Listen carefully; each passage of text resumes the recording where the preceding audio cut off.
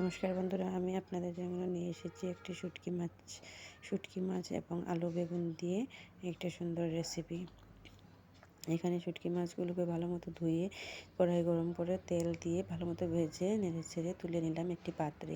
সেই কালো তেলটিতেই দিয়ে দিলাম বেগুন, আলু এবং শিমলা মরিচ আগের থেকে কেটে রাখা, সেগুলো ভালো মতো তেলে দিয়ে দিলাম। দিয়ে কাঁচা লঙ্কা কুচি দিয়ে লবণ দিয়ে ভালো মতো নেড়ে চেড়ে নিলাম। এখানে রসুনের পাতাগুলোকে ভালো মতো থেতো করে নিলাম।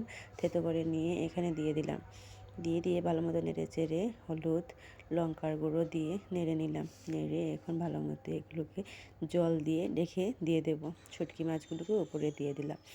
এই যে ভালো মতো হয়ে গেল। এখন এগুলিতে ধনিয়া পাতা কেটে দিয়ে দিলাম। দিয়ে নেড়ে চেড়ে হয়ে গেল আমার শুটকি মাছ দিয়ে আলু বেগুনের তরকারি। ভালো লাগে নিশ্চয়ই লাইক করবেন।